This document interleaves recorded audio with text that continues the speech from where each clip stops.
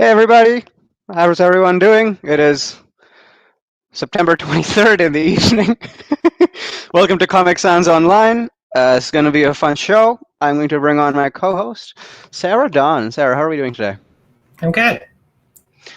I am super stoked for this lineup. I have seen all of them before, some on Zoom shows, some have actually been on our shows before. They're like a fun bunch, aren't they? Oh, absolutely. Some even actually come from my own neck of the woods. Oh really? Who? Yeah, Justin Shaw's originally from PEI, like me. Oh, this Justin Shaw? Hey! Careful, Ashwyn. You don't want to have two Islanders in the same Twitch chat room for too long. We'll start making no sense. We just start speaking Islanderisms, talking about potatoes and Anne Shirley. Might have to go on a road trip for that. Yeah, you might be right. I think I might need to even the ratio out. So here is Miss Desiree Walsh. Hey, Hi, how you doing? good. This is boring. I'm just gonna bring it right too. I'll try this, and I was like, well, whatever. The last time we did this, I was just sneakily drinking wine on screen so that all the comedians could see me, but nobody else that was watching could see me. And Rush kept like private messaging me, being like, "You suck." So just starts, and we already made Rush spit out a drink. No, I did not waste any alcohol. That all landed in my mouth. I think I was just saying he sucked because I was out of wine at the time. I think that's what it was, right? Yeah, you were just jealous. Yeah, and then I Uber Eats fucking wine. You can do that? Yeah, you can do that, but it just costs a lot of money. Huh. Yep. Pickle Barrel won't let you order wine on its own, though, and they're the most like frugal in wine purchases. It's only like $17.50 for a bottle of white. Yeah. So I usually order 2 bottles, but then they're like, you need to order food. Yeah. You don't count dessert as food, and dessert and wine go well together. So it's like I always just want to get like a snickerdoodle pie or something. See, this is what eloquence and knowledge of the English language bring you. Like you can use like frugal is such a nice word for cheap, right? Like, and you can just sound so respectful. When I'm talking about my cheap Uber Eats wine and the desserts that I would have gotten with it. Yeah. Like that's if I were dating a new girl that asked me why I broke up with the last one, I might be like, oh, she was a little too frugal, you know? Yeah, that was actually my first date. Was over Frugal Eats. It didn't go well. Yeah, I wouldn't be like I broke up with her because cheap asshole. Like that's not.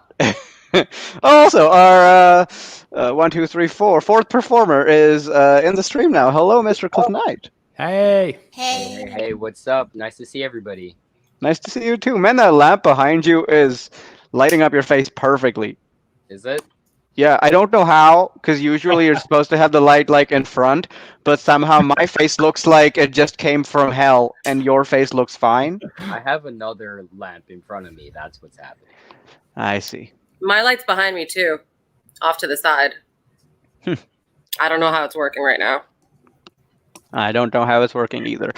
Desiree looks like she's going to tell a joke story. Yeah, I cannot get any of my lights to make me look flattering. That's fair.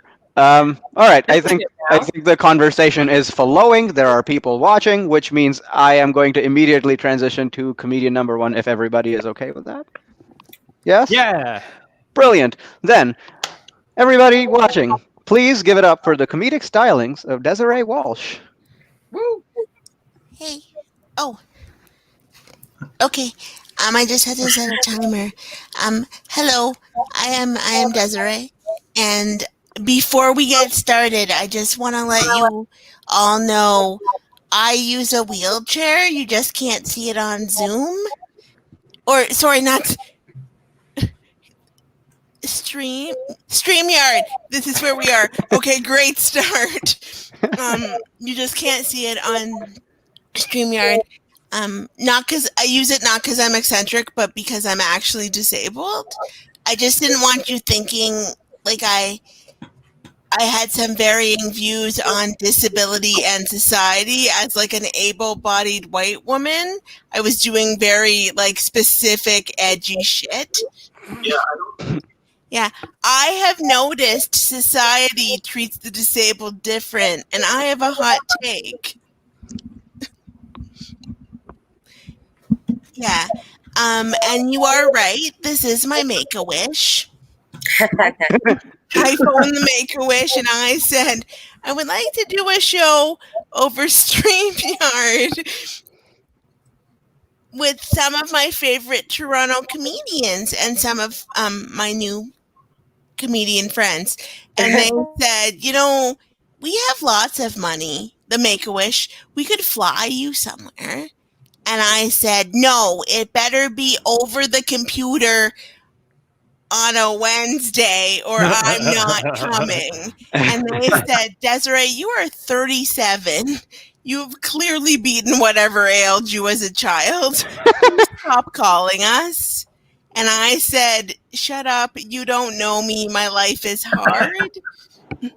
It's not that hard. Well, it is a little bit, but I don't want to be the comedian that inspires you or like makes you feel better about yourself.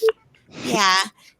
If you could actually leave my set feeling a little bit less, that would be great. I'd like that a lot. Yeah.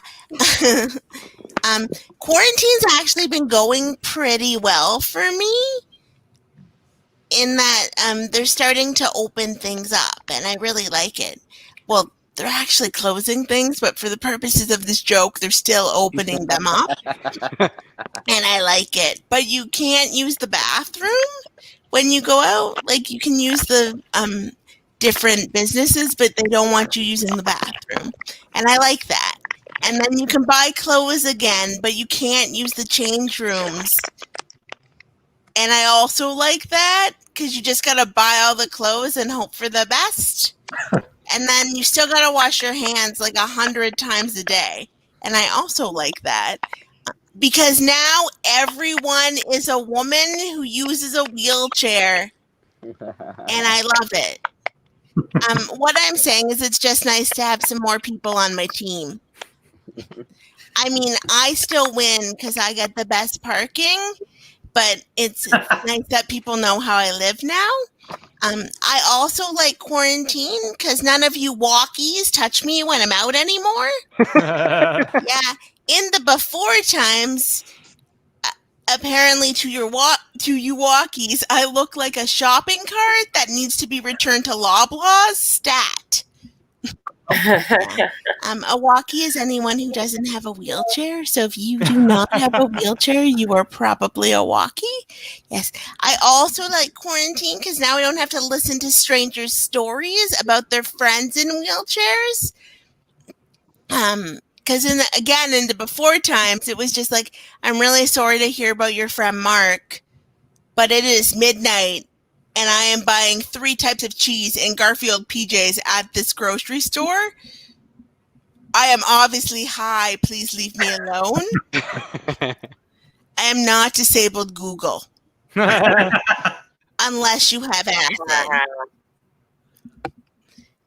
Because on acid, you hallucinate. Did we all get that? The best jokes are the ones you have to explain. Yeah. I was lucky enough to go on a date before quarantine.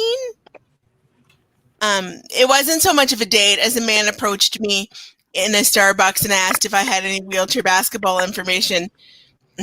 But I needed a win, so we're going to call that a date. And myself and this man got to talking about disability and the media. And because apparently I don't like small talk. Yeah, none of this has the weather stuff. And I told this man that I wished the media understood that disabled people did more than go to the bank and die. And now I'm going to tell you what I do during the day when I'm not telling jokes online. I work in a bank. I am the problem. I am a living stereotype. I am what's wrong. For those of you who don't know, banks have pretty good equity programs, so they do hire a lot of disabled people, and we are heavily featured in their media campaigns. Again, the best jokes are the ones you have to explain. If you're not given a 9-minute TED Talk after every punchline, you're doing it wrong. Yeah. Also, with quarantine, it's really important to be mindful of people's emotions. So it's very important you pick the language you use carefully. For example, you shouldn't use the word handicapped, not because it's ignorant, but because someone might hear you and think you are from the 1980s and then get all excited because you obviously have a time machine to escape 2020. So they will be disappointed when they find out you are just a dad with a trucker hat who is ignorant. So please remember to be mindful of that when speaking. Speaking of dads, my dad saw me do stand-up comedy for the first time ever over Zoom about 3 weeks ago, and his review of the show was, "If this is the internet, I do not care for it." Yeah. My parents are great. They're kind of like cave people were thawed in 1983 and are just like trying to make their way. Yeah. I also have a twin because I'm an attention whore. And she also has a disability because God has a sense of humor. And we went to see our friend Carrie before quarantine, and she had a set of twins. And so we told our mom we were going to go see her. And our mom said, "Tell Carrie if she mixes the babies up, just rename them and start over. I did it like 5 times with you guys, and you're fine." Kids don't get a good sense of identity till they're like 1 or 2. And it's just like, Jesus Christ, Karen, holy child neglect. Yeah. Speaking of child neglect, because I'm really good at segues. My mom, when we were very little, took myself and my sister to a doctor who effectively told her we'd amount to nothing. And I think this made my mom really sad, but also kind of happy because it meant she didn't have to baby-proof the house. Because why would you spend money on baby-proofing the house when you can just flip your kids over like little baby turtles and go have a margarita and call it a day? Yeah. But my sister proved her wrong and actually fell down the stairs. And then my mom took her to the doctor, and the doctor was like, "Lady, why don't you have a baby gate?" And my mom said, "Oh, because someone from this very hospital told me my kids would never move. Why would I spend $10 on a baby gate if they're not going to move?" My mom, usually that causes a ruptus laughter. Thank you. Karen loves a deal. My mom's real name is Karen, and she's exactly who you think would be a Karen. She gets in a lot of fights with Costco managers, and I grew up with a lot of live, laugh, love signs. I don't mind, though, because Karen's the reason I didn't have to go to segregated school. No short bus for Karen's kids, no matter how logistically impossible it is. She's not having it. It's just not on the vision board with the yogurt, you know. I think I'm going to hand it back to our host. Thank you. That was my time. I'm Desiree Walsh. Renee Walsh, everybody. Yeah.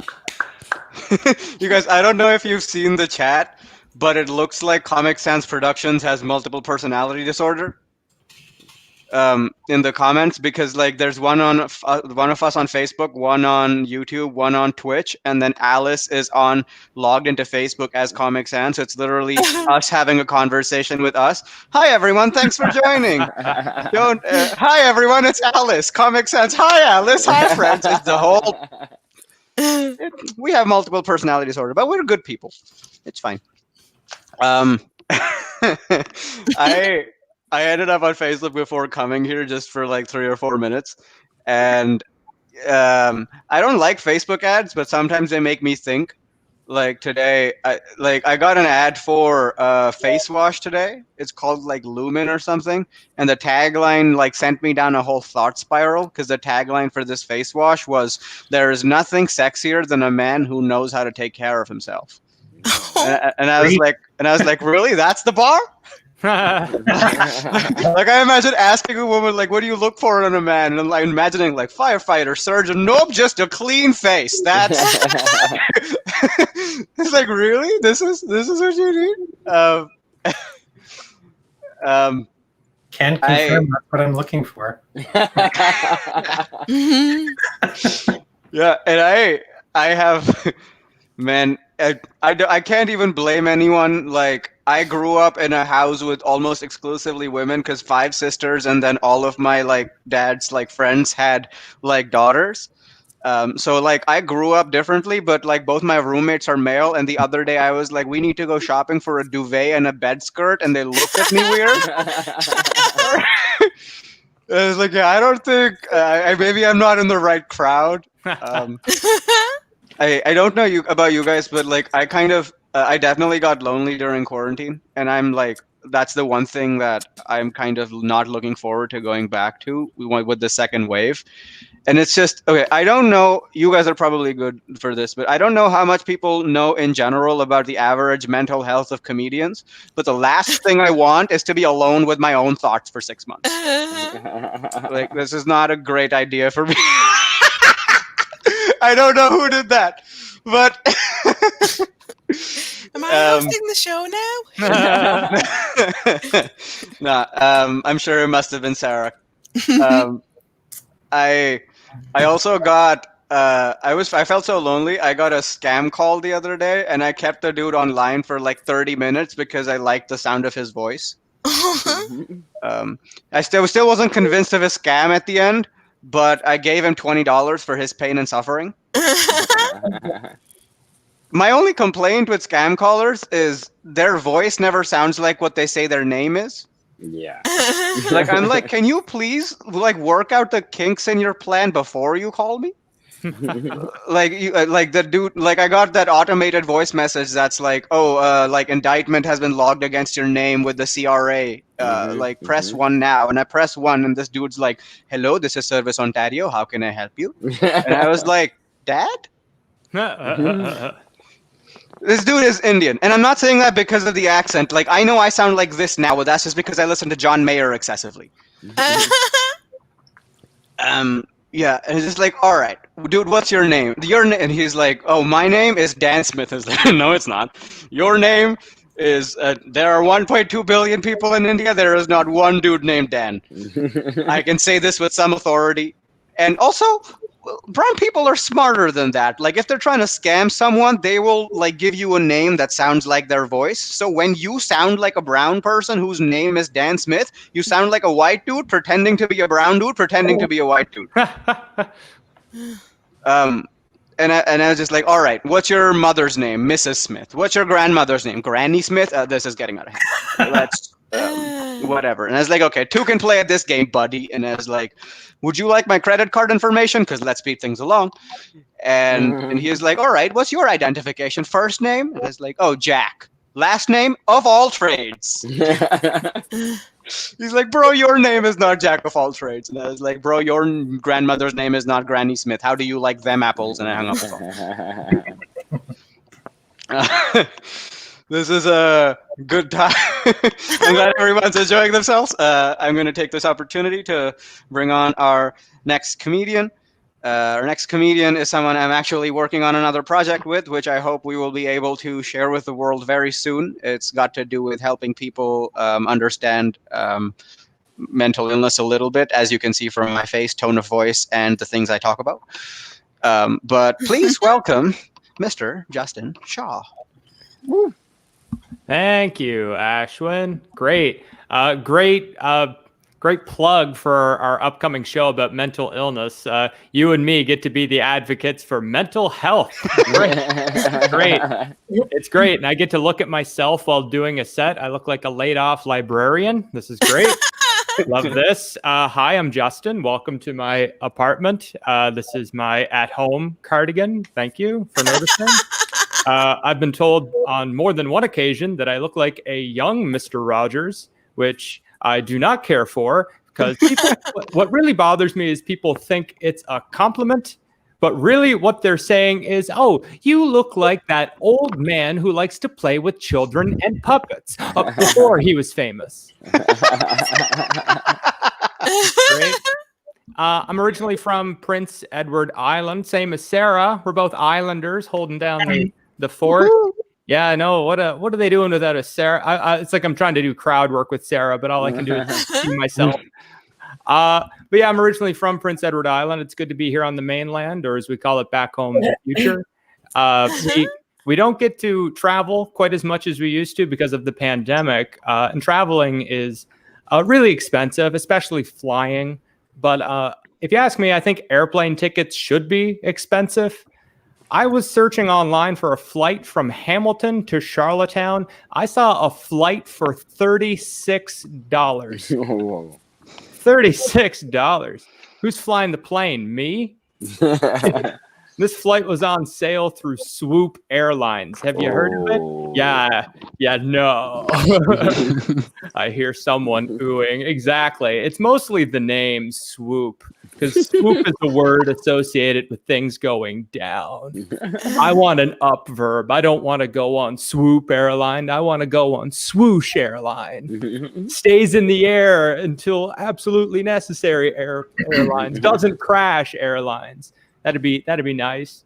And it's even tougher because it's a roll of the dice every time you travel from the Toronto airport to the East Coast. It's a real roll of the dice because the Toronto airport does not give a shit about the Maritimes. I'll say they don't care. And I know that because they put all the maritime flights leaving the Toronto airport, they put them in the forgotten wing of the Toronto airport. And you know you're in the forgotten wing of the Toronto airport when it stops looking like the Jetsons and more like the Flintstones. And you're like, you get there and they're like, oh, where are you headed? Vancouver? Oh, well, hop aboard the magical gliding conveyor belt that will glide you to your gate into the wonders of the future. Where are you headed? Moncton. You have to walk half a click until you'll know you're getting close when you see the floors and the floor tiles just been replaced by painted dirt. You pass the barn. You see Elijah, give him a hand, loading the hay into the wagon. Ezekiel sick this week. And then you get to your plane and the thing looks like it's on loan from the Wright brothers. And you see the pilot getting on the plane and you know it's the pilot because it's the same guy who ripped your ticket stub. Yes, ripping ticket stubs like it's a movie theater from 1998. And before he gets on the plane, he's got to give the propeller that little motivational good luck spin before we get going. Come on, just 3 more till retirement. Then you get on the plane and the thing looks like it used to be a school bus. There's no seatbelt. You just got these little 2-seaters and you got to hang on to your buddy for dear life while you go hurling across the sky. That's your seatbelt. So, I don't travel right now. The pandemic's been pretty funny for me. Some good stuff did happen though. I did just get engaged a little while ago.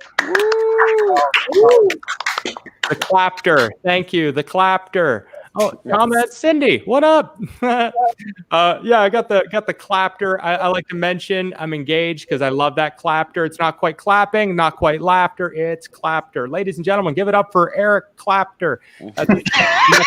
No. It's a little different being engaged. There's a little bit more tension in the relationship now, which is healthy. I think the other day she said to me, "You are such an awful listener." And I said, "What are you talking about? I just folded them." The only part of that joke that isn't true is that I do laundry. This is a new bit I'm working out here, gang. When I was in junior high, I had a lot of false confidence, which led to me becoming a comedian.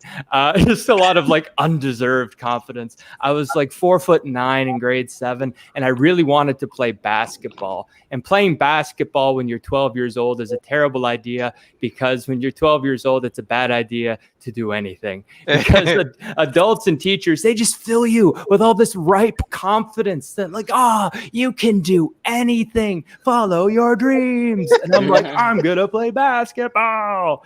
I'm 4'9" and a little white boy in rural PEI. So I wanted to play, but I was so bad on the team. I was terrible. And I remember during a game, our team captain, Emilio Frazier, he took the ball from me in the middle of the game and looked me in the eye and said, "Why do you shoot when you know it won't go in?" And I think about that sentence at least once a week. If it just pops into my mind every so often, I'll be like applying for a job on Indeed.ca. And it's like, why do you shoot when you know it won't go in? It's a question that follows me so much. I'm even thinking I'm making it my Scotiabank online security question. Why do you shoot when you know it won't go in? And the answer is a mystery, all one word, all lowercase. Feel free to take my money. I gave it all to Rum on her OnlyFans. So anyway, back to I'm crying on the basketball court, and it's not going well. And the ref, he sees what happened and he calls a technical foul. And I wish he didn't call it that. It's an emotional foul. He calls a technical foul on our own team, and I have to take a foul shot, which is an awful thing because it's like a punishment against me. Because now it's like, all right, kids. Justin's got hurt feelings. We're all going to line up and watch him try to throw a ball into the net. The very thing he was being picked on for. So now I'm here and I'm ready to shoot. And he goes, "No, just wait a minute. Just wait a minute. No one jump after he shoots. Make sure we can see him go in at his own merit." So I shoot and I miss. And he goes, wait. He gets 2. Let him take his second shot. But, once it gets into the air, just fuck around. Buck wild. Go for it, kids.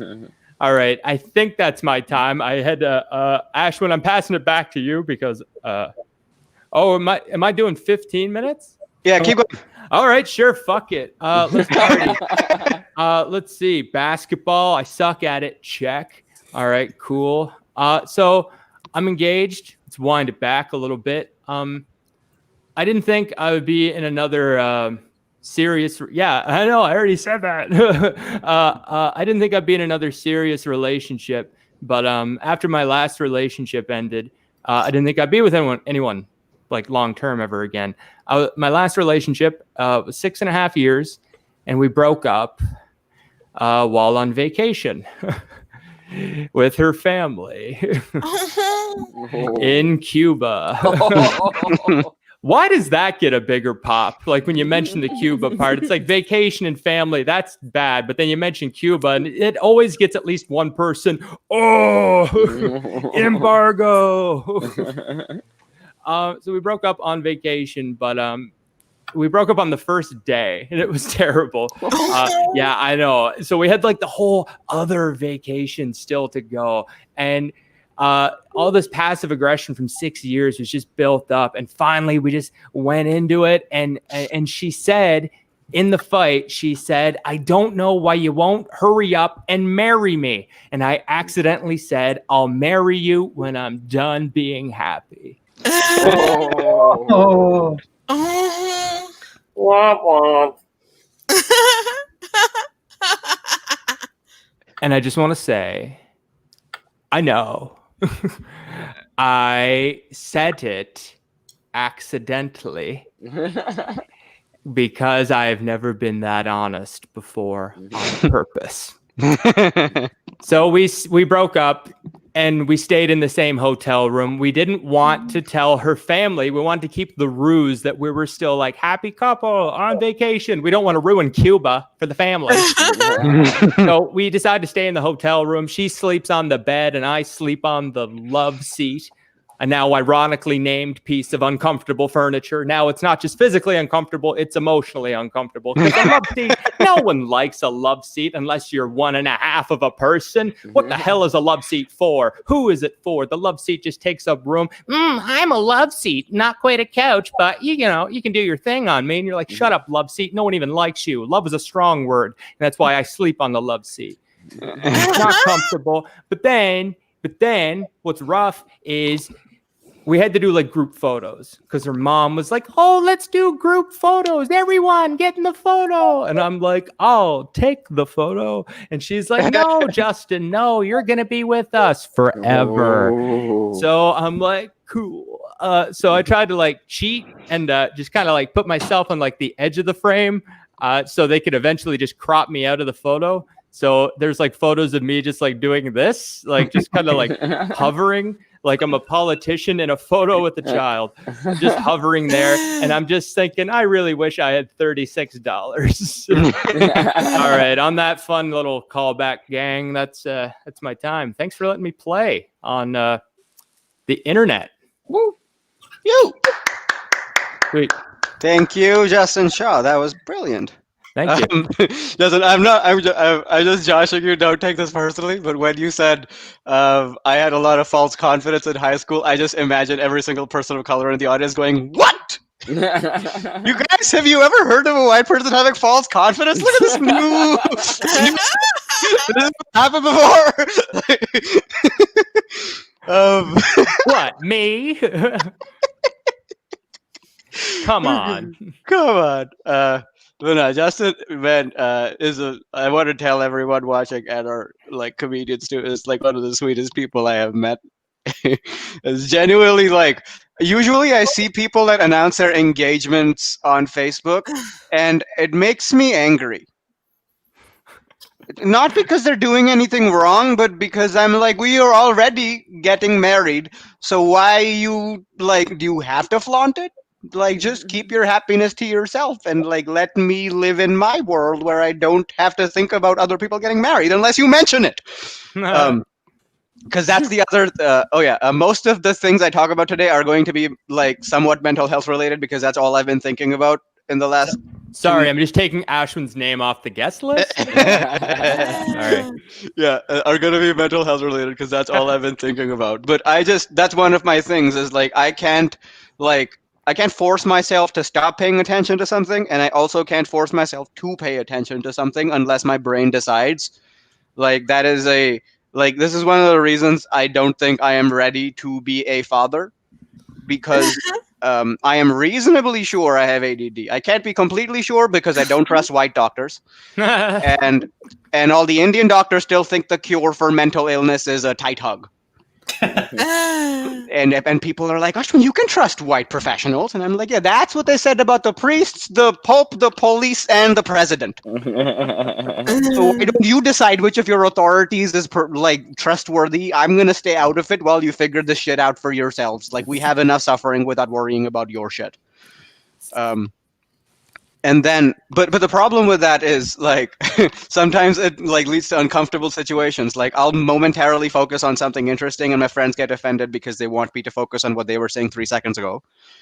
Other times, like, I will be distracted by like somebody's eyes because they have like really big like shiny brown eyes, and shiny objects are like a classic like distraction, and they're like, Ashwyn, are you done staring at me? And I'm like, no, you don't understand. What you think is going on in my brain is, oh, look, she's hot. What's going on in my brain is, oh, look, a butterfly. But sometimes they'll come to me with shitty stories like, oh, I saw this bunny rabbit and it was really cute, and all of my brain immediately goes, what is the mission statement of your story? Like, I am not, because it's best and the thing is, okay, oh, look, a bunny rabbit and oh, look, a butterfly are exactly the same level of shitty thought. The difference is, when I have those thoughts, first of all, I don't tell people. And second of all, I make them interesting, turn them into jokes, and get on stage. So, like, maybe part of my attention deficit is, like, an attention deficit, but part of it has to be, like, you being a shitty storyteller. Like, you want me to focus on what you're saying? Get better stories. Ashwyn, concentrate. Say something interesting. Anyway, I'm really enjoying the show. But yeah, folks, feel free to take 12 to 15 minutes. We were going just like a tad quick. I commented in the private chat as like, oh yeah, Justin, you can keep going for 12 to 15. And like Rush was like, what the hell? And I was like, I'm not trying to help the already enfranchised. Like everybody can take 12 to 15. On that note, I'm going to bring on our next. On the note of enfranchised. Well, yeah, because opposites, right? Yeah. All right. Well, I'm going to bring on our next comedian. Everybody, please give it up for Mr. Clif Knight. Woo! Hey, what's happening? I'm so glad to be here with you guys tonight. Asher was talking about your attention deficit. It sounds more like you have more of a needing attention deficit, but that's a separate thing. Justin was talking about airports. It's one of the things I miss now that we're locked up in the pandemic. Like, I love traveling. I love getting stuck in airport terminals. It's stupid. I know. I love paying €3 for a bottle of water. It's a whole thing. I especially love being stuck on planes. Sometimes you like look around and you'll notice stuff. Like, let me know if you guys ever notice this. You ever notice that there's a fly on your plane, like with you or something? Like, I don't know. Like, I see a fly on a plane, and the first thing that pops in my head is like, he's never gonna see his family again. Like, holy shit, you know? I don't know. I see a fly on a plane. I'm like, what are you doing here, bro? You have your own wings. Just fucking go, man. Like, it's stupid. You don't need a ticket. You know, your lifespan is like 4 days and you're immigrating. Stop this. That's so bad. Yeah, we're in this pandemic now, and I feel like we're not using Zoom, we're using StreamYard here, but I feel like this is a thing. I've come to realize that every online conference has a set of rules that must be followed. So I've compiled all of my rules here that I've observed for you, the watching audience tonight. Okay, so here are the rules for a Zoom call. Okay, rule number 1, you must dress professionally, only from the waist up. Only the waist up.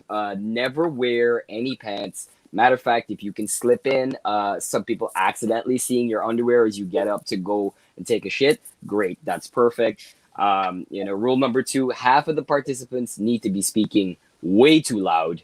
And the other half need to be speaking way too soft. Extra points if your host is muted for the first 35 minutes of the call. It's beautiful. Rule number 3, at least one person on the call must have a baby or a pet that will cause a huge distraction and ruin all productivity for the rest of the session. Rule number 4, screen sharing needs to reveal either porn or divorce documents or both. That's just rule number 4. Rule number 5, obviously, somebody needs to be way too close to the camera because they really can't figure out how selfie cams work. Obviously, extra points if that is a parent or a grandparent who is seeing you do comedy for the first time. Okay, great. Rule number 6, use a virtual background that you will find funny, but the host will probably ask you to remove because it's inappropriate. Rule number 7, if this is a bonus, if there are any Caribbean or brown aunties in the chat, they will drop at least 7 coronavirus cures that you must follow by tomorrow, or you are excommunicated because you don't love them anymore. That's how that works. Those are my rules for the Zoom call that I've just observed so far. One thing that now that we're going back into lockdown, a lot of guys that I know are getting really nervous that they won't be able to go see someone that they really, really enjoy seeing. I am speaking, of course, about their barber. Of course, it's a very special relationship. And I know, especially here in Toronto, there are a lot of guys that are going to come out with a new mixtape with a special love song to their barber, you know, and they're all going to have that kind of a Drake feel, you know. It's going to be some hard rap, but they're going to come in on the side to be like, I feel so safe in your chair, feeling your fingers roaming through my hair. I feel like I can tell you my fears. Make sure you come to connect the beard. Oh. Come through tonight with a line and fade. I can't trust myself to ask you to stay. Oh. It's going to be a whole thing. I'm going to write the whole song eventually. Eventually, I don't know. It's a whole thing. I'm turning 30 next year, guys, and there's a whole lot thank you. There's a whole lot associated with that, but one thing that my mother has decided to do is to force me to buy life insurance. It's just something I suppose you should do before you're 30. And if you've never bought insurance or dealt with the insurance industry in any way, let me explain to you how it works. It's the stupidest industry ever. Because you're expected to go up to an insurance company and be like, hey, let's make a bet. Yeah, I'm gonna pay you all this money for 20 years, for 30 years, and if nothing happens, you just keep that. And you win. That's how you win. That's right. Oh, how do I win? I die. It's stupid. Who's really winning here? And I asked my mom, I was like, hey, I don't have kids. I'm not married or anything. Who is this for? And she, older Caribbean Guyanese lady, she's like, it's for me, your ass. What you mean it's for who? You're not gonna dead with the coronavirus and then left me with all this OSAP loan? I'm like, holy shit, mom. Like, what? Yeah. My OSAP is 12 grand. You're pulling out a $500,000 life insurance policy. This is ridiculous. It doesn't really make any sense to me. Yeah, the lockdown has done a lot for a lot of people. I want to ask, has anyone else found like a really deep connection with some of their appliances? Yeah. Does that happen? You start to like understand them a little bit more. I feel like I get my microwave now. I just talk to them. I understand them. But you know what? My microwave lies, man. It lies so much. My microwave lies so much. I feel like I'm talking to a Toronto man. You know what I mean? I come in and I'm like, hey, can you heat this up for me? And he's like, what's that? Yo, a little bit of shepherd's pie? Okay, swing through. Okay. We're going to put that for 4 minutes. 2 twos is done, ready for you. And I'm saying, top left, that's where my buttons are still, fam. Like, bro, what's happening, And then you put it for however long. He said it's going to be 4 minutes. Comes out, the plate is boiling hot. The food around the edges is boiling hot. But the food in the middle is going to be more frozen than the iceberg that sunk the Titanic. You fucking know. It's a little crazy. You know what I mean? And then you're going to be like, listen, this is really unsatisfactory work, Samsung. And he's like, chill. Don't be giving up man's gubby like this. Like, yo, what are you saying, fam? And I'm like, listen, I'm going to have to put it for another 2 minutes or something. He gets mad at me. He's like, hey, yo, nice your beak, nam your food, and I'll see you back here in the morning for breakfast, you dummy. I'm like, holy shit, bro. Where'd you get a do-rag? What's happening? How'd you do all of this? We're in the future. That's what it is. We're in the future. So much in the future now. The people are having conversations like this. If Elon Musk puts out a flying car, will you buy it? I mean, I won't buy it, 1, because it's Elon, but also 2, because I don't think we should have flying cars. I don't think it should be a thing. Because not everybody's going to have the top of the line car. You know what I mean? Think about your shitbox Toyota that you have or had, whatever. Your car breaks down on the highway. You pull over. Easy. Your flying car breaks down over Brantford, Ontario. You're fucked. You're fucked. You're flying at, 20,000 feet. You're hurtling down, all the way towards the ground. You're definitely going to break the speed limit. A ticket is waiting for you on the way down. This is stupid. You know what I mean? Can you imagine what insurance rates are going to be in Brampton, Ontario? Jesus Christ. We don't need that. Don't give them flying cars. I don't want that. Flying carpets, maybe. I think I would love that. 100%. I love that. I don't give a fuck about 300 horsepower. Give me that 1200 thread count, baby. Yeah. That's what I want. It's been a whole lot of new racism on top of old racism right now. I know I don't have segues, but I don't have segues at all.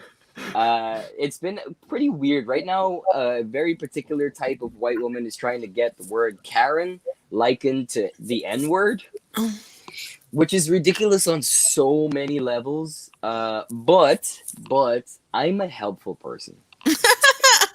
Okay? If white women want to be oppressed so bad, I will assist them. Okay? Because if they really want to know what it's like to deal with racial slurs on that level, because they don't think like black people don't only have the N word to deal with. There's a whole bunch of extra, very colorful, very imaginative racial slurs you have to deal with. Like if Karens want to know what it's like you would have to walk into a gas station or something, and the guy behind the counter would be like, "Huh, no, no blonde highlights allowed. Just get out. No, there's a separate entrance for you." Can you believe this fucking latte slurper just walks into my establishment? No, I can't have. You need to go back to your country of H&M. We don't serve your kind here. That's what I just want to help them to be properly oppressed. That's all. I just got this one other thing to tell you guys. A lot of the comedians here, they know me. They know I'm a bisexual man, and it's been interesting, like coming out to certain people, to like friends and family, things like that. One of my friends, I told him, and he was like, "Yo, bro, I knew you were some kind of gay when I saw your credit score." I'm like, "Okay, what? What?" I didn't know being queer made you financially stable. It doesn't. Okay, I've checked. It does not at all. And also, why have you seen my credit score? What the fuck is happening? What the fuck? I don't want to check and find out that I'm financing your dream gazebo or something. You know what I mean? Like, especially if you're not letting me decorate it. So, do we decorate gazebos? I don't know. Another one of my friends, he's back home in Guyana. I was talking to him on the phone, and I came out like in this casual way, because I forgot that I didn't tell him. I was like, yeah, I was at this bisexual event doing my thing, and he's like, "What? You're bisexual? Is this some kind of joke? Or are you kidding me?" And it was like such a blow. Like he didn't understand. He had this tone in his voice that made it sound like I'd betrayed him somehow. It didn't really make sense. It was too much. We had to end the call, actually. And then I'm talking to him on the phone again another week later, and he, in not so many words, comes out to me as a flat earther. Way worse. Way fucking worse. Are you kidding me? Like, I had no fucking response, but like that just boggled my mind. I'm like, bro, I just suck dick. You don't believe in the globe? That's different. That's completely fucking different. You know what I mean? So wild. And then last year, June 1st, I decided it was time to come out to my father. Different thing, and he still lives back home. And I was like, I'm gonna just WhatsApp him, I'm gonna send a WhatsApp message. I wrote out this whole long thing, and I was like, this is who I am. I feel better this way being out. My partner was a woman at the time, but this is still me. And I send that message, and I close the phone. And I don't know what he was going to do. I was like, is he going to blow up? Is he going to never talk to me again? Is he going to call the whole family, make a thing? And then I look down at my phone, and I see that something even worse is happening. He's calling me. Oh my God. Yeah. Any queer millennial will tell you, don't call us. No, calling is canceled unless you're the CRA. Don't call me. You know what I mean? I answer the phone, and I don't know why he was such like a bad guy in my head. He was kind of like, yeah, you got your own life to live. Do whatever it is you got to do. At the end of the day, you're still my son. But you're a Raptors fan, and that's unacceptable. I was like, oh, shit. The Raptors are just won. It's good to know that at least my dad has a sense of humor. Anyway, I've been Clif Knight. Thank you guys so much. Peace and love. Yeah. Good night. Yo, nice job. All right. Round of applause for Mr. Clif Knight. Alrighty. That's a great job. I have nothing to say about it. I have been to Toronto maybe once. It's a city. There's not anything to say about it. Like, it's just like, it's like New York. Like, all right, what do you expect? It's just concrete. There's nothing to see. There's like one really tall building in the middle, and they're like, oh my God, this building is taller than all the other buildings. Same fucking shit. Yesterday, one of my friends came up to me, and he said, bro, isn't it weird? My girlfriend's afraid of spiders. And I said, well, if she's afraid of spiders and you're afraid of her, then I think that the spider is winning. because that's the person, that's the thing that's at the top of that hierarchy. He was watching a movie at the time. He was like, "Bro, have you seen this movie Hannibal?" And he's like, "Nope." And he's like, "Did you know he turns out to be a murderer?" And I was like, "I have not seen the movie, and I can tell you that is how it ends." He's like, "What do you mean?" It's like, "Who calls a kid Hannibal?" Like, I feel like the parents have to take some responsibility for this. Like, if knowing everything we know today, you named a kid Karen and they just magically grew up to be ignorant. Like, I feel like this is a sure shot. I have a bad thing that happened that I dealt with very well that I want to talk about. I was on stage yesterday and I was performing music and I came off and there is this British chick in the audience and the setup already tells you where it's going. But she was talking about something and she said brown people and I was like, I don't want to participate in this conversation, but I have to. So I just went and sat at their table and what she was saying was, she said, "Oh, I just feel like Indian people's taste in Western music is kind of antiquated, like they listen to only the old shit." And I said, "Maybe if you left us 100 years sooner, we would have had time to download Spotify. Premium.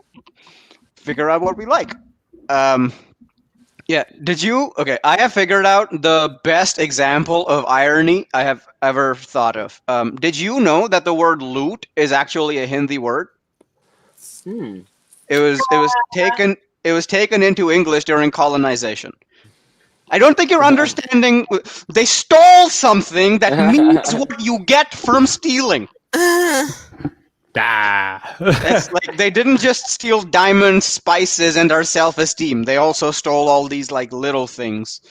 Because that's the best example of irony after being triggered by trigger warnings. Yeah, people say history doesn't tell us all of these things because they wrote it. Because history is always written by the victors, right?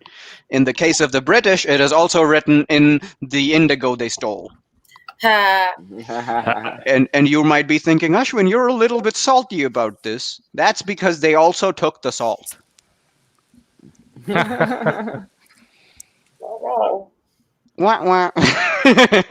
We're gonna keep this going because Clif's got a dip because his home Wi-Fi is broken, and I don't know why I'm reading. I don't know why I'm reading this out loud.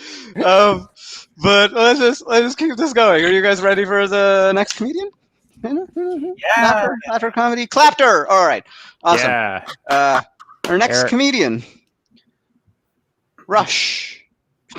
We're just gonna make this as hard for you as possible. Rush, how are you doing? I'm sorry, I have a call. That was weird. I don't know. This is weird. Hi, how's it going? Alexa, set a timer for 10 minutes. Alexa, set a timer for 10 minutes. 10 minutes, starting now. Okay, great. Cool. I don't know. You guys want to hear a list of ways to break up with a dude? Yes. Yes. Sure. All right, let's do this. It's just 7 of them. Top 7 ways for me to break up with a man person. Number 7, I need to focus on my music.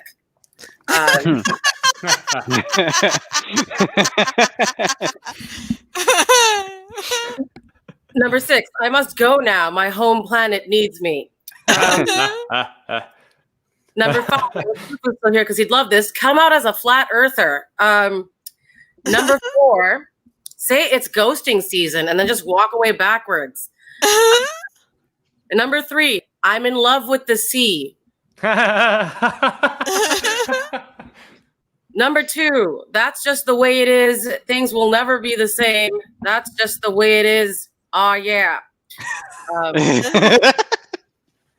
And number 1, fuck his dad and make him your stepson. Okay, great. Woo. Anyway, I'm fucking hungover. I can't see the people on the side, and I wish I could. Can you make that happen, Ashwyn or Sarah? Or that? Hello. Oh, hi, great. What's up? Cool. So, how's everyone's I don't know, end of days going? Are we good? Are we Yeah. having a great end of days? It's yeah, lovely 2020. All the gender reveal forest fires are pretty hot. Really digging it. Really digging how much God hates gender reveal parties, huh? Isn't that every time one happens, something explodes or people get shot up? Maybe we should stop focusing on the genitals of the unborn. Maybe. Agreed. Maybe we should do that. But I mean, I didn't know what I was until I mean, it was a long time. I'll circle back to that because none of this is properly scripted. Anyway, my lockdown, my plague is going pretty well. It was a little difficult. It was a little lonely at first because like right before the world ended, I was seeing this guy and he decided he was going to take better care of his mental health, right? Which is very important. So he broke up with me the next day. Probably a smart move. And I was bummed and I'm like, okay, fine. I'll just go back on the dating apps and reel another one in. And then the world fucking ended. And I was like, oh no, this is difficult. Dating online is really complicated. Video chats don't really purvey like anything really. Like I can't touch the person. I don't know if they smell. And like I live with my husband. So he's constantly bombing everything. Like it's hard when your husband's just doing a weird wiggly lizard dance right about here. We are polyamorous. I'm not just blatantly cheating in front of him. It's just what this lockdown has done is forced monogamy onto us, which is not great. It's not something I ever signed up for. But people do this. Like you wake up every day next to the same person and just live on happily. Like we were gonna have a baby. Like that was the plan. And now neither of us want to fuck each other because it's like, ew, I see you every day. Like I know what your breasts taste like. It's not something. Oh, Dez's face. Dez is so disgusted. I'm sorry. No, I'm not. I have heard this before. This is not new for me. Are you disgusted whenever I say the same thing? So I won't just No. I won't spend 10 minutes on my vagina. Is that what you're telling me? Not to do. Whatever you want. Hey, who lost their minds during this thing? Anyone lose their mind? Anyone okay? Everyone's good? It's really weird trying to do crowd work on StreamYard. It's not working. I'm going to tell you that right now. My top 7 list did pretty well though for some fucking reason. So I bought a phone. I bought this phone because it reminded me of the phone of my youth that I had in my room when I started chatting on the phone. Fun fact, I do not have any sort of landline situations. Like this phone is just out, so I could do that. That's pretty great. Cool. You guys don't like show and tell? Fine. I'm just wondering if that's authentic or if it's like digital in some way. Sorry? I'm just wondering if that's authentic or if it's digital in some way. Bro.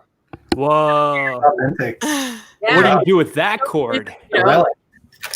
Because I lost my mind. I've ordered so many things during quarantine. This quarantine though, because this goes. You guys want to check this out?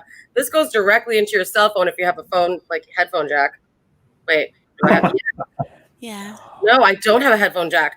Oh, I have a modern cell phone. This does not work on the cell phone. I just realized that right now. This worked on my last cell phone. I'm really glad that we had this talk. Anyway, are we all doing pretty great? I have a show tomorrow that is going to be super fun called Muju. And this is a term I came up with when I was really high on drugs with my friend at a rave.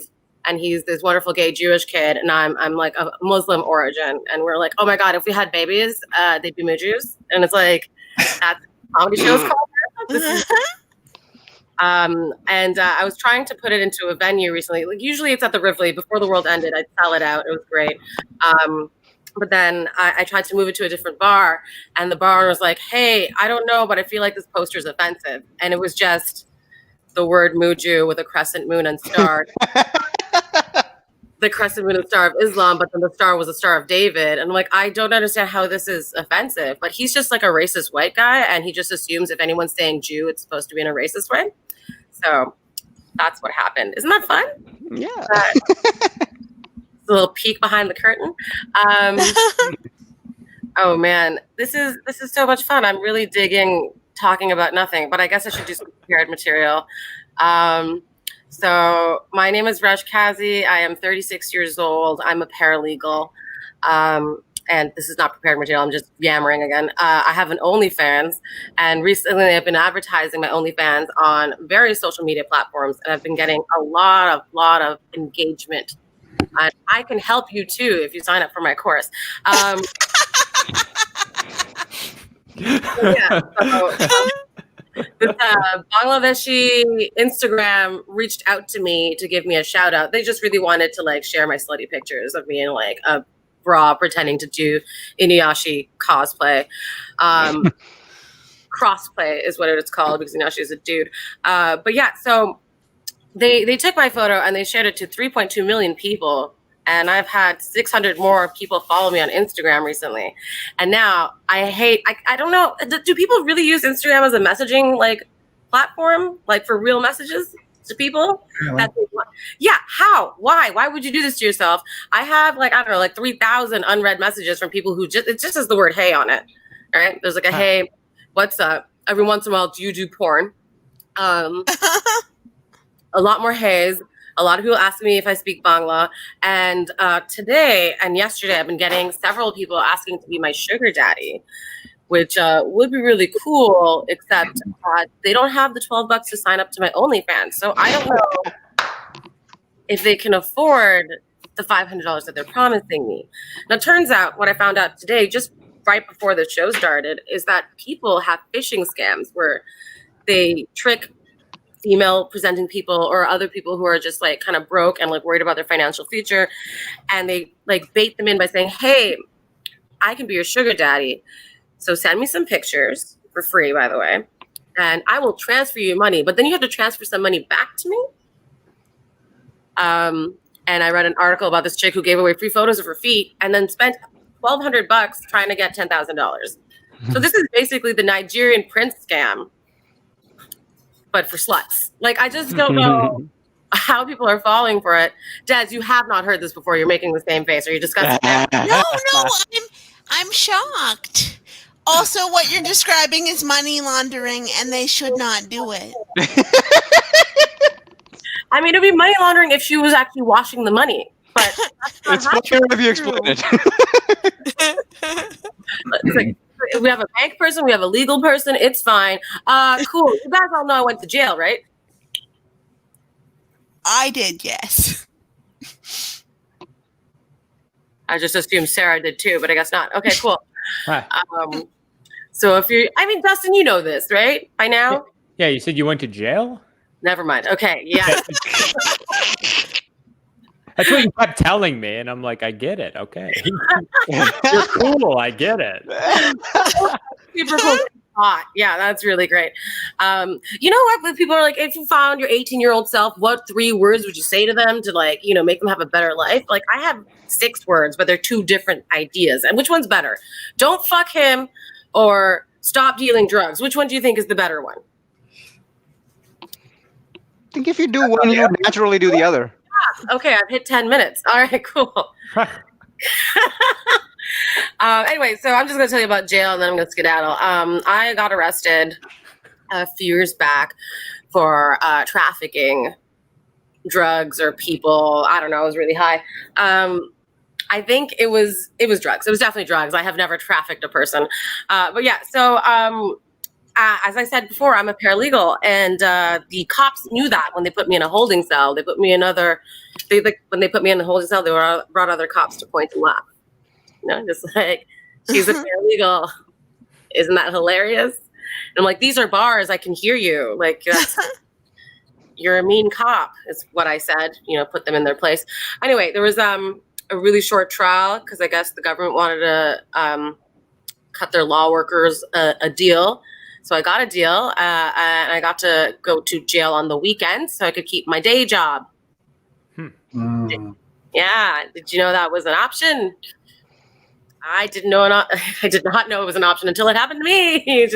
I don't work in criminal law. I work in insurance defense. I work for the fucking devil. Anyway, so it's like this weird like jail light situation, like a diet jail.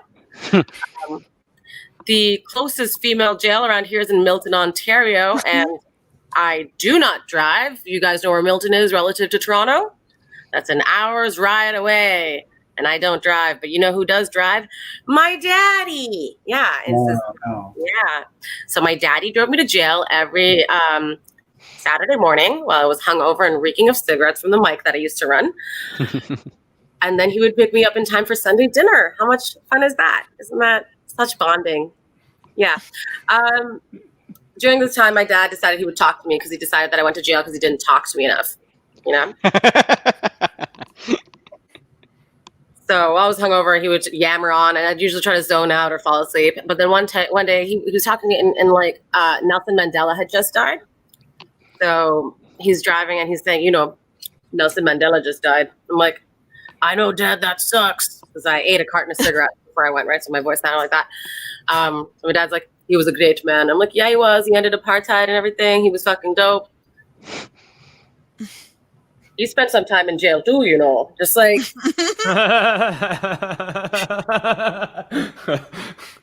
yeah, this is a real conversation with my dad. None of that is fib. My dad is so amazing. He thinks I'm gonna be the next South African president. Like he has so like hopes and dreams for me. I mean, at the time Rob Ford was our mayor, so I guess the drugs and the jail made sense. So yeah, before I went to jail, I had never been, so I was really concerned about what was going to happen, and so I started watching a lot of Orange Is the New Black to prepare. Did my research, and as I was watching, I'm like, oh my god, this is going to be great. Jail's going to be fucking lit. It's going to be so sexy. But I get to jail, and most of the women are larger than me, missing most of their teeth, and I'm like, oh no, that's more teeth than I'm missing. I'm only missing one. And it's just like, oh no, this is bad. But I met this one girl. She was smart, funny, had gorgeous red hair, librarian glasses, fake eyelashes. That's like a big fucking deal in part-time jail, by the way. Because in part-time jail, you don't get to go to the store like the full-time girls go. So you're not buying fucking mascara. You're not getting any sort of proper shampoo. Bitches are walking in with full face makeup. They are not washing their face. They leave looking like The Walking Dead because they slept on it. You know what I mean? It's just awful. Like I'm sharpening a pencil, trying to make my eyebrows look good. This is like a regular ass pencil, coffee grounds, you know. I'll make a tutorial on YouTube to show people how to do makeup in jail later. But yeah, so it's really fucked up. But then like this one girl was cool and I really liked her and she was funny. And I'm like, okay, what are you in here for? She's like, assault. I'm like, oh, cool. I'm in here for trafficking. I'm not as fighty as you. I should be scared. That's fine. It's fine. So every weekend I would leave jail and I'd be like, oh my God, I'm going to add this bitch on Facebook. Right? Because she was cool. But then when Monday came around, I was like, oh my God, what am I going to fucking say? Remember me from jail? Like, wasn't it great when the guards looked in our vaginas for contraband? We called it the Coochie Express. Like, chugga chugga. No, like, you don't, like, you know, I lost my nerve for 3 weeks in a row. These thoughts swirled through my head. Then when I was like, fuck it, just do it. I'm just going to add this bitch on Facebook. And I tried to add her. Turned out that she didn't have a Facebook account. And what Facebook used to do back in the day when someone didn't have an account was it would Google that name for you and pull up an article. And in her case, it pulled up an article related to her arrest, right? So let's say her name is Candace Swordfigure, age 34, from Brantford, Ontario. Guidance counselor in low vision school, arrested for sending illicit photos to underage student via social media site. Yeah. Right? Like that explains why she doesn't have a Facebook. But like I lost so much respect for her. Like how dumb can you be getting caught sending naked photos of yourself to a blind kid? It's a low vision school, guys. The kid was barely legal. Oh, I'm sorry. That's a pun that I like to tack on for no reason. Don't cover your mouth, Justin. I can see you. I know. What's about? That's the joke consistently that makes me do this. One last thing about jail.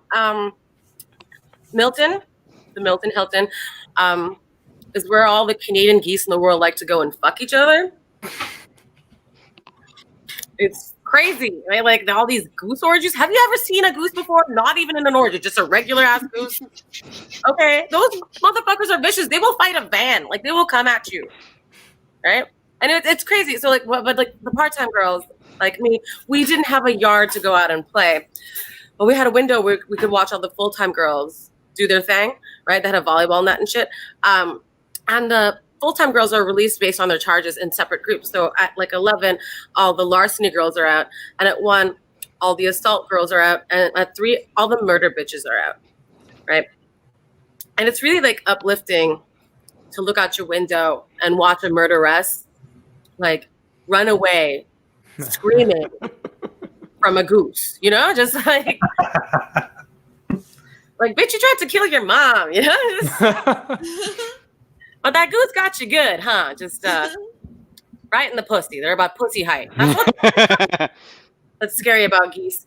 It is Bi Visibility Day, guys. Did y'all know that?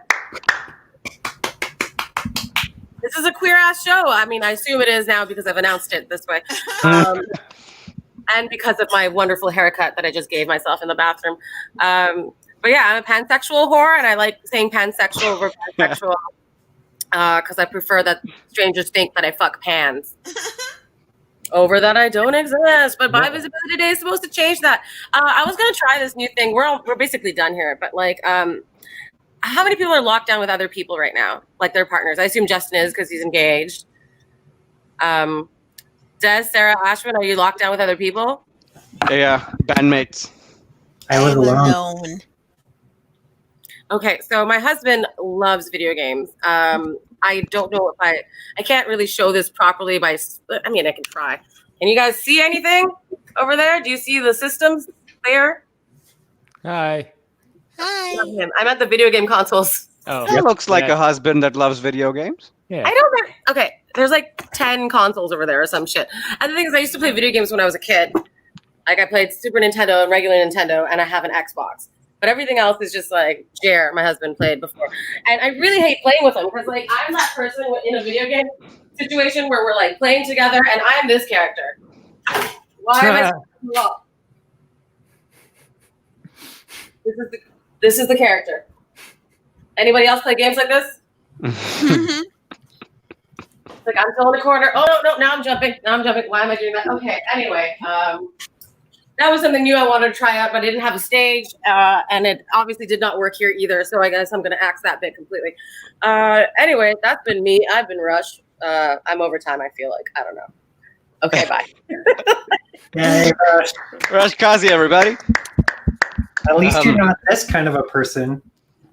Oh shit. Yeah. I had so many tangential thoughts during your set. I actually had to like go through them and be like, can't say this, can't say this, can't say that. Like my favorite was when you were like, after you got out of jail and you saw your friend, like you tried to find them on Facebook and you saw something, you were like, I lost a lot of respect for her. And I was like, being in jail didn't do that. No, because I'm in there too, biatch. Yeah, but you can gain. Okay. If the world were logical enough that you didn't hold things against people that you would do yourself, this would be a very different world. My favorite part of Rush's set was she said, I'm going to talk about jail, then skedaddle. That's fair. I love skedaddle and jail used together. The thing that made me laugh was when she introduced her like 7 ways to break up with a dude thing. And then all of the things that she said that she would like as a joke, she said she would use these. Those all sounded like real things that a dude has said to break up with a girl. Like, I would really like to focus on my music. Definitely been said before. That's from real life. Yeah. It's like, I don't. Yeah. Also, I have to say this. This gender reveal party shit, I feel like the emphasis should be on party, not gender. Like, it could have been a baby shower. Like, it's the fireworks that, like, the content of the party is not in question. Like, it's not like, oh, these gender reveal dudes, they did something super weird that led to forest fires. No, it's the party part of the problem. No. God That's hates just- gender reveals. That's all. I hate them too. I'm just saying, like, there's better ways to hate gender reveal. I didn't have my gender reveal until 2 years ago, and I came out on stage saying that, like, I was non-binary, but it wasn't like an announcement is coming out, and no one applauded, and I'm still pissed. So you didn't have fireworks. Wait, did you? I kind of know. I did not. I've run out of things to say in a world where I didn't already. Yeah, that's all. Sarah, how did you think the show went tonight? Show was fantastic. All right, I'm not. Sorry, go on, Rush. Say that. What's that? Did I just mute out? No. Something like that. Yeah, I think so. We still need to know what you said. It's stupider now. Okay. Well, if it's stupider within 15 seconds of thinking it, I'm not. Okay. But, all right. I am going to close this out very quickly, and we are going to skedaddle. Everybody, thank you very much for being on the show. Sarah, thanks for co-hosting with me and making sure everybody's on screen at the correct time, because I completely forgot about that shit. Justin, thanks for being here. Desiree, thank you for being here. Rush, excellent. Thank you for being here. Thank you, Ashwyn. Cliff Knight had to leave because I don't know, his phone went to batshit or something. I don't care. Cliff, you also did a really great job. Thank you for being here, and everybody that is still watching, thank you. You have been consistently viewing throughout, and we are very grateful. Yeah. This has been Comid Sans Live online. Thank you very much. We will see you next time. Bye.